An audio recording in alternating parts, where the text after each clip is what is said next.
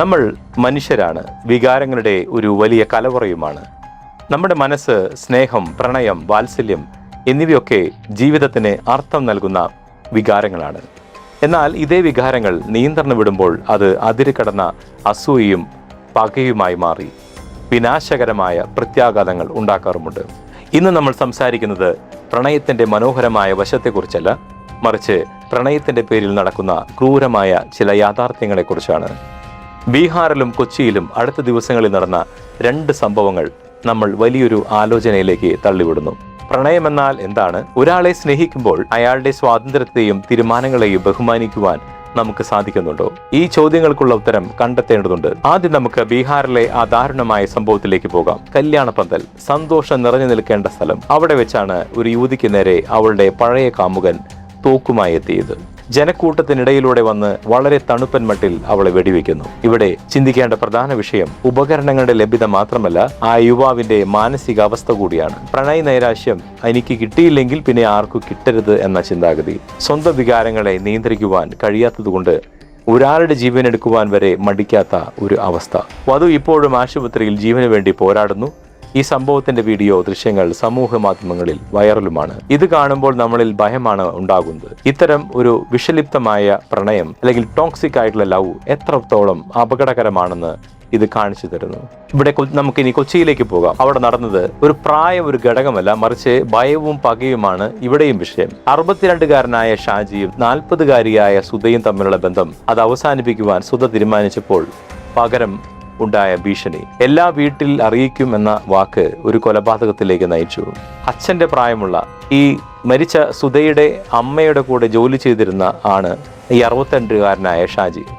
പ്രണയത്തെക്കാൾ ഉപരിയായി അപമാനം, തന്റെ കുടുംബം അറിഞ്ഞാലുണ്ടാകുന്ന ഭയം, അതിന്റെ ഭയത്താലാണ് വൈറ്റില ഫ്ലൈഓവറിനടുത്ത് വെച്ച് മർദ്ദിച്ച് ഇടിച്ചു കൊന്ന് ട്രെയിൻ തട്ടി മരിച്ചതാണെന്ന് വരുത്തി തീർക്കുവാൻ നടത്തിയ ഒരു വിഫലമായ ശ്രമം.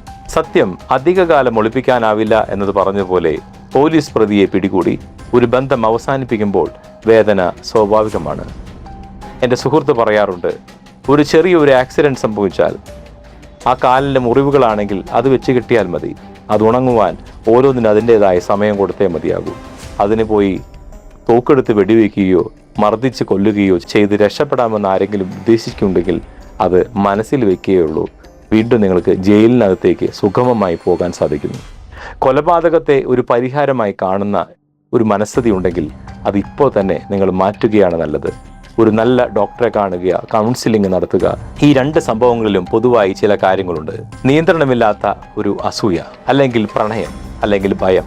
ഇത് ഇവരുടെ ചിന്തകളെ ഇത് വേട്ടയാടുന്നു. തിരിച്ചറിവില്ലായ്മ സ്നേഹം പോലെ തന്നെ പ്രധാനമാണ്. ബഹുമാനമാണ് പരസ്പരം വേണ്ടത്. ഒരാൾക്ക് നമ്മളോട് സ്നേഹം തോന്നിയിട്ടുണ്ടെങ്കിൽ അത് അംഗീകരിക്കുവാനുള്ള പക്വത വേണം. ഇനി സ്നേഹം വിരക്തിയാണ് തോന്നുന്നതെങ്കിൽ അതും അംഗീകരിക്കാനുള്ള മാനസികാവസ്ഥ വേണം. മനഃശാസ്ത്രപരമായ പ്രശ്നങ്ങൾ ഡോക്ടറെ കണ്ട് പരിഹരിക്കണം. വികാരങ്ങളെ ശമിപ്പിക്കുവാൻ സാധിക്കാത്ത അവസ്ഥയിൽ നമ്മൾ എപ്പോഴും സന്തോഷവും സമാധാനവും ആഗ്രഹിക്കുന്നത് എത്രമാത്രം തെറ്റാണ്. ഇത്തരത്തിലുള്ള അവിഹിത ബന്ധങ്ങളെ, നിയന്ത്രണമില്ലാത്ത പ്രണയങ്ങളെയൊക്കെ നമ്മൾ അടച്ചു വെക്കുന്നതാണ് നല്ലത്. സമൂഹത്തിൽ അതൊരു ചോദ്യചിഹ്നമായി കുടുംബത്തിലേക്ക് അത്തരം പ്രശ്നങ്ങളെ കൊണ്ടുവരുന്നതിനേക്കാൾ എത്രയോ നല്ലതാണ് അത്തരം ബന്ധങ്ങളിലേക്ക് പോകാതിരിക്കുന്നത്. അത് നമ്മളിപ്പോൾ അത്തരം ബന്ധങ്ങളിലേക്ക് പോകുമ്പോൾ വലിയ ദുരന്തങ്ങളിലേക്കാണ് അത് ചെന്ന് അവസാനിക്കുന്നത്. സമൂഹത്തിൻ്റെ മുമ്പിൽ നമ്മൾ നിൽക്കുമ്പോൾ നമ്മൾ എന്ത് തീരുമാനങ്ങളാണോ എടുക്കുന്നത് അതിൻ്റെ ഉത്തരവാദിത്വം നമ്മൾ തന്നെ ഏറ്റെടുക്കണം. രാത്രി എത്ര ഇരുണ്ടതാണെങ്കിലും പുലരി വരുമെന്ന് പറഞ്ഞ പോലെ സത്യം എപ്പോഴും പുറത്തു വരും.